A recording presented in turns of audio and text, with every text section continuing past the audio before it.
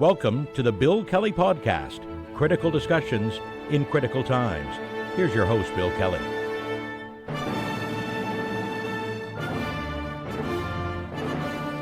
Welcome to another edition of the Bill Kelly Podcast, critical discussions in these critical times. I'm your host, Bill Kelly. Freedom of the press, the freedom from the media of all different kinds to be able to cover what's going on in politics, to cover the politicians, to cover the policies, to cover the bodies of government, be they city councils or members of parliament or presidents of the United States, whatever the case might be. But to have that freedom to be able to report individually and away from the scrutiny of politicians is one of the tenets of a democratic system. We've known that in this country and certainly in the United States for years. Matter of fact, the First Amendment of their Constitution, U.S. Constitution, guarantees freedom of the press. Well, freedom of the press is under attack. I mean, we already know that Donald Trump hates the media, hates the press. It was Trump, of course, that coined that idiotic phrase, fake news. And by the way, for those who may be unfamiliar with that, fake news, as Donald Trump has sees it anyway, is any news story that puts him in a bad light or that casts doubt on some of his, ridiculous policies. It's just fake news. The MAGA people down there, the disciples of their king, their cult leader, believe anything he says. And you know who the victims of that have been over the last little while.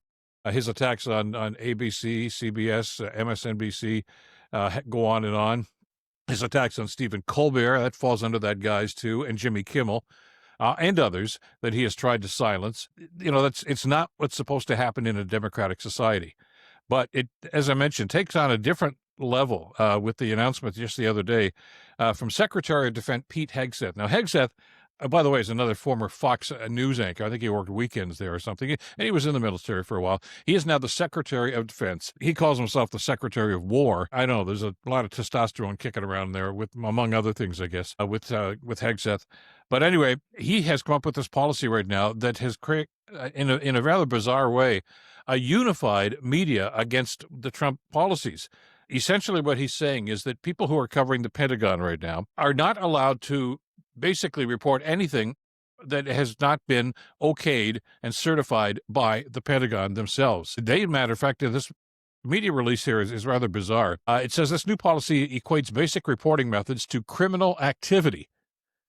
In other words, if a reporter goes and gets information without talking to the head of the Pentagon, whether and this, by the way, applies not just to classified documents, which is a problem in and of itself, but even unclassified documents. If someone talks to somebody who doesn't have the approval of the Pentagon Chief of Staff, and Hegseth in this case, they are considered to be a security threat and could be and probably would be arrested for basically carrying out their constitutional right to freedom of the press. This is the policy. And Hegseth gave them a deadline a couple of days ago and said they had until Tuesday at noon or whatever it was to comply or lose their press credentials for the Pentagon. Well, just about every one of them, and including Fox News. There was a unification here with, obviously the New York Times and the major networks I just talked about, but even Fox News has said this is BS. We're not complying with that. That is totally against the Constitution. Hegseth is upset about this and says, well, it's a good policy. But I think we have to peel back a little bit here to understand exactly where this guy is coming from to institute such a policy. There have been, since he's taken over that particular department of the Pentagon, apparently an awful lot of leaks of information, not just classified information, but anything about what the Pentagon is doing or planning to do and some of the plans. And he's pissed off about that. And he's been very vocal about that, and so has Donald Trump been vocal about this. So I guess this is his attempt to try to silence those and to try to plug the leaks, I guess, that he calls them anyway, about information getting out to the press, all facets of the press, by the way, that are not rubber stamped by Hegseth or Trump himself. It's rather bizarre. I'm not going to justify because I don't know exactly what he's talking about here. I do know this. Yes, there has been information that has been reported by a number of different organizations, from Fox News to News Nation, right on down to MSNBC and some of the other outlets. CNN is involved in this as well. But the reason why reporters are easily gaining access to some of the people who know material about the plans for invasions. I mean, remember that was a story that came out just a couple of weeks ago, that Trump was actually planning a major military offensive that nobody knew about. It was reported, and then they seemed to back off on this. The generals, and it was pretty obvious at that meeting they had in Washington, where they were all summoned to Washington to listen to Hegseth tell them they were all too fat. But then Donald Trump, of course, with his 2.5-hour diatribe, they can't stand this guy. I mean, that's fairly obvious. They can't stand Hegseth. He's nowhere near qualified to be running the Pentagon and running the U.S. military, but there he is, because he was on Fox News and because Trump thinks he's a great yes man. And I guess that's one of the few things that you can say that he's got on his side. So they're going to go and they're going to go behind Hegseth's back, and they're going to go and talk to the reporters. If there's a policy that he wants to enact that they know to be wrong, they know to be unconstitutional, or they know to be against certain laws, international laws, Geneva Convention, whatever the case might be, or maybe even just downright stupid, they're going to go to a media guy and say, look, you know what he's trying to do? And yeah, they're going to report that. But the military guys are doing that because they're trying to embarrass Hegseth, and they're trying to get that story out there before they enact this. A classic case of that, of course, is Trump, of course, applying to have not just National Guard, but even U.S. troops in American cities. That's against the law. That's against the Constitution. Hegseth thinks it's a great idea. Trump obviously thinks it's a great idea, but it's not legal. But he's doing it anyway. So somebody leaked that story. I don't know which general or who it was, or somebody's chief of staff that leaked that story. And he's pissed about that. Hegseth said, okay, I'm going to shut this down. Well, the reaction from the media, as we said, was pretty much universal. There's still one or two flaky right-wing organizations that said, okay, we'll comply with that. But most of them, the other ones that we just talked about, have all said individually, no, we're not doing that. And some of them actually went to the extent of simply turning in their media badges and say, to hell with you. We're not going to cover you guys anymore. Well, that causes its own problem, because the Trump administration, and I include Hegseth in that, love publicity. I mean, when they do something that they think is going to be some grand gesture, they want the media there. That's when they want the media to be a public relations entity for them. And most people in the media resent that government officials want to do that. But if there's nobody covering Hegseth and nobody covering the Pentagon, first of all, the American public is being poorly served by that. So is the people in the military, by the way, who know right from wrong and understand the proper use of military, whether it's foreign or here at home in North America. And they're going to call that out. So the fact that nobody seems to want to do this anymore presents a problem for the Trump administration. Trump, for his credit, if you can call it that, said that he didn't think that the White House or his administration should be controlling the media.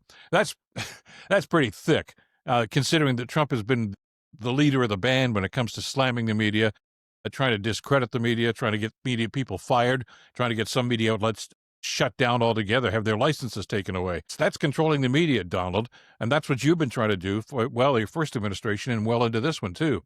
So to suggest that he doesn't think that a presidential administration should do that is nothing short of hypocritical. But, what else can we expect from Trump? And look, in a broader sense, I get what's going on. Elected officials can have a very tough job, and there can be some very difficult decisions that have to be made politically, and they don't like to be under the microscope. I know. It's part of the job. We talked about this a couple of podcasts ago. If you can't stand the heat, get out of the kitchen. If you're going to be a congressman, a senator, a member of parliament in this country, or a prime minister or a president, you damn well better accept the fact that you are going to be under scrutiny, and people are going to analyze. They're going to, report what you're doing or what you're saying, and they are going to analyze it, and they're going to talk to other experts who can give their opinions on that. That's how it works. And to Donald Trump or no one else is going to change that. And I get it that political leaders don't like to have that kind of scrutiny. Stephen Harper, when he was prime minister, clearly did not like the media, did not trust the media. And oftentimes when he made his announcements, they get the little podium up there, whatever the slogan they wanted to put in front of the podium. Sometimes Harper just wouldn't take questions. He finally relented. And I think he, at some point, gave it a number of like 3 or 4 reporters were the only ones that were able to ask. And it was all predetermined. You, and you. Now, some of my media colleagues have told me that they had the impression that they were picked that way because there were going to be softball questions. I wasn't there, so I don't know that to be true. But I just tell you, some people in the press corps were rather skeptical about the way that Harper handled that. Others have tried to use their own systems. Other politicians have tried to do it. And yes, it can be embarrassing. When you're trying to get something through, a piece of legislation through, or an appointment, and somebody blows the story open. Doug Ford, of course, has seen this happen with a number of his things about, I'm not going to invade the Greenbelt with development? Yes, I am. No, I'm not. Hey, I want my friend to be the OPP commissioner. You bet they get ticked off when somebody reports that stuff because it's embarrassing, because they're trying to pull a fast one. They're trying to do an end run around about the rules and regulations, and they got caught. And that's what happens sometimes, but that's what the media are supposed to be doing. They're supposed to hold elected officials' feet to the fire. And if they're not doing that, they're not doing their job. Now, we can debate, and we have debated, just what kind of a job the media people do and what kind of a bent they take on some of these issues. And that's, I guess, never more evident than it is in the States these days. There's clearly a right-wing bias with many of the media circles down there. We talked about News Nation and, of course, Fox News and a few others. And the Wall Street Journal, I think, falls into that. And there are those in the middle and those on the left. So you're going to get a different slant on different issues. But the fact of the matter is they still want access, and they still want to be able to talk to people that can give them opinions or give them facts about some of these stories. You know, where'd we be had it not been for the investigative reporting that had been done by great journalists? And it was against the best wishes of the administration. You know, Richard Nixon went to his grave condemning, Woodward and Bernstein for the great work that they did uncovering the Watergate scandal, the break-in and the cover-up, et cetera, which ultimately led to Nixon resigning from office. And there have been other examples of this as well. The Pentagon Papers, about the U.S. involvement in Vietnam and what was going on, totally kept out of the public eye until reporters uncovered the story. And we've had issues like that in Canada that have blown the top off some of these things that politicians would love to just kind of keep under there and away from the public scrutiny.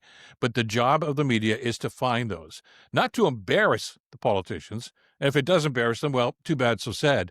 They're the ones that perpetrated the misuse of power or authority, whatever the case might be. But the media has a role to play here, which is why the founding fathers in the States, and of course, in our governance system as well, there is freedom of press within the media, not to be controlled by government in any way, shape, or form. And, they can try, they can limit the number of questions, they can not talk to the media, they say, I don't want to comment on that, that's fine. But that's not going to stop the media from doing their jobs. And Trump has always been somebody who wants to target the media. He wants to blame the media for everything that's gone wrong. And because they are basically digging up facts, trying to find what's going on and reporting that. And media, whether it's at a municipal level at a city hall, or whether it's at a provincial and state level, or whether it's at the federal level, they want to control the message. I mean, that's why they have public relations departments and media relations people. That's basically to control the message, but whether it's something from City Hall, whether it's a major project, a transportation project, a big tall building they're going to be, whatever the case might be, or your taxes are going to go up by 50%, they want to control the message because they can put their spin on it. They don't want some reporter reporting that story who's not going to necessarily adhere to the political bent that they want to see. And Trump, of course, has been victimized by that because he's doing some crazy, idiotic things that in many cases, apparently are breaking the laws or the rules of the Constitution. And it's about time that people hold him accountable for that. And I know, Poilievre on this side of the border can't stand the media, really, doesn't think he's getting a fair shake and all this sort of stuff that he's been whining about for the last little while. But that's not going to stop the media from reporting what's going on. It's an important role. And they're not there to make friends. They're not there to be the public relations arm for elected officials. The problem is that Fox News has been cozying up to Trump for so long right now that he looks at Fox News as simply an extension of his public relations department. He expects to go on Fox and Friends. He expects to have them report. He expects to be able to do interviews with anybody there and basically put his spin on it unchallenged and unchecked. And that's the way they want it. Well, that's not the way it's supposed to be with the media. So, Hegseth, totally off base here. It's rare to see media of all political bents seemingly get together on an issue as important as this, but I'm glad that they have. Now, I don't know how far that's going to go. They may be brothers and sisters in arms right now, but if that policy goes away, they're going to go right back to their respective corners, and there's still going to be the right-wing bias and the left-wing bias, et cetera, et cetera, et cetera. And Trump is going to continue his attack on the media. That's just the way he is. And Hegseth, of course, is trying to be his bulldog right now. Well, it's about time to tighten the leash on that bulldog, and it's about time to understand on both sides of the border, both in Canada and the United States, freedom of the press is sacred. And anybody who tries to take that away, like a Donald Trump or anybody else, you got to ask yourself, why? What are they hiding? What do they not want you to know? Those are the questions, by the way, that media people are seeking to answer when they do their job. That's it for this edition of the podcast. Thanks, as always, for being with us. If you're on YouTube, great. Good to have you with us. Don't forget, hit that notification bell there, okay, so you can pass the word on. Thanks to everybody for their subscriptions as well. To be able to do this work and to be able to continue this dialogue and create the discussion back and forth, your support is essential, and we really do appreciate you doing that. Thanks to Madeline Kelly for the great work producing the podcast. Until next time, I'm Bill Kelly. Stay in touch and stay informed. Bill Kelly Podcast brought to you by Wizen's Law, personal injury lawyers. Listen, you didn't choose to get injured, but you can choose the right lawyer. Wizen's Law, 905-522-1102 or wizenslaw.com.